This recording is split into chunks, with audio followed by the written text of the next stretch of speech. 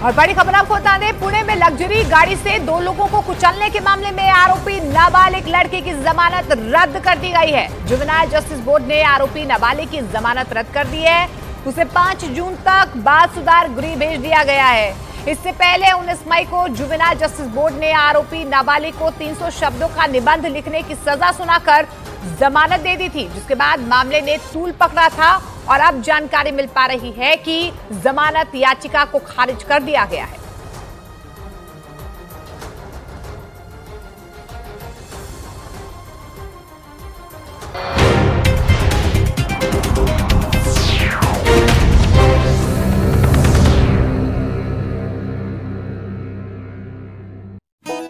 VVPAT machine में तोड़फोड़ करने वाले वाईएसआर कांग्रेस विधायक पिन्नेली रामकृष्ण रेड्डी को रोकने की किसी ने कोशिश तक नहीं की और जो आदमी रोकने आया उसे वो उंगली दिखाकर धमकाते नजर आए।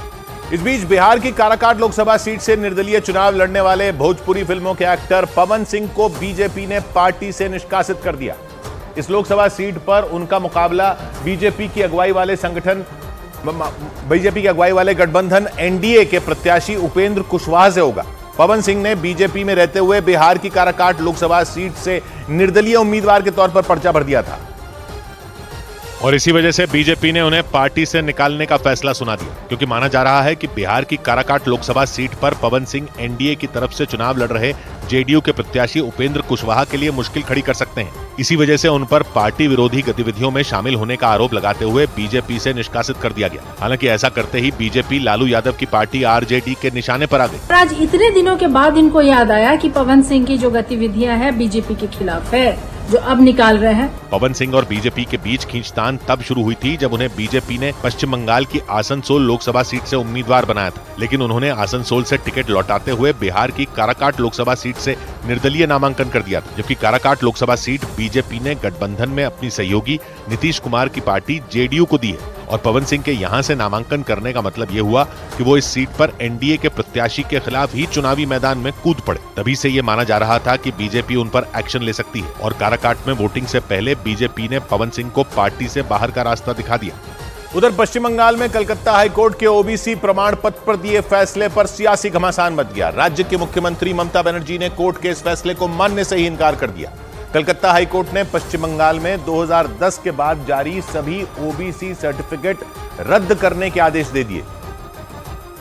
हालांकि कलकत्ता हाईकोर्ट का यह आदेश उन लोगों पर लागू नहीं होगा जिन्हें पहले नौकरी मिल चुकी है या मिलने वाली है, लेकिन 2010 के बाद जारी सभी ओबीसी प्रमाण पत्र रद्द करने के कोर्ट के इस फैसले से पश्चिम बंगाल का सियासी पारा चढ़ गया, क्योंकि राज्य के मुख्यमंत्री ममता बनर्जी ने कोर्ट के इस फैसले को मानने से ही इनकार कर दिया। बीजेपी रायटा আমরা মানব না, ओबीसी रिजर्वेशन चलবে। कलकत्ता हाईकोर्ट के फैसले पर ममता बनर्जी की इस टिप्पणी पर बीजेपी ने उन पर कोर्ट के अपमान का आरोप लगा दिया। उनको कभी जब पसंद होता है कोर्ट के राय को तो कहते हैं कि कोर्ट बहुत अच्छा है, जब पसंद नहीं होता है तो कहते हैं कोर्ट उठा देना चाहिए। जानकारी के मुताबिक ममता बनर्जी सरकार के ओबीसी आरक्षण देने के फैसले के खिलाफ 2011 में जनहित याचिका दाखिल की गई थी। दावा किया गया कि 2010 के बाद दिए गए सभी ओबीसी सर्टिफिकेट 1993 के पश्चिम बंगाल पिछड़ा वर्ग आयोग अधिनियम को दरकिनार कर दिए गए। इसी पर सुनवाई करते हुए कलकत्ता हाईकोर्ट ने 2010 के बाद जारी सभी ओबीसी प्रमाण पत्र रद्द कर दिए और पिछड़ा वर्ग आयोग को 1993 के पश्चिम बंगाल पिछड़ा वर्ग आयोग अधिनियम के तहत ओबीसी की नई सूची तैयार करने के निर्देश दे दिए। इस बीच कोलकाता में पिछले 9 दिनों से लापता